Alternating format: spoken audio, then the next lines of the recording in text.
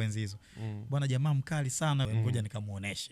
Yaani mimi nilikuwa nafanya kwa sifa. Kwa kama kuna mtu anatakiwa kuumia zaidi kwa mimi kujiita P Mawenge baada ya kuiacha P the MC ni Nash na Zavara. Yaani unajiandaa kupanda jukwani hapo, bwana get ready for M to the P. Hapo unapanda P the MC. Sema bwana huyu jamaa vipi huyu? So uko proud na P. Sawa. P for proud pia. Lakini umeona sasa? Yeah, nimependa sana. Sasa Asnas ilipoleta hizo tuzo au kuanzisha hizo tuzo, maana yake sasa inaenda kustick kwenye ule ulimwengu ambao ndio ulikuwa unataka uhusike nayo mambo. Kwa kama kutatokea malalamiko, hayatokuwa yale yalikuwa yanatokea kwenye zile general tuzo. Kwamba huyo sio hip hop, no.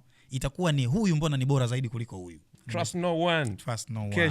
Kesho tarehe 14 mwezi wa 3 mwaka 2026 P Mawenge panaenda ku release kazi yangu mpya, itakuwa inaitwa Trust No One.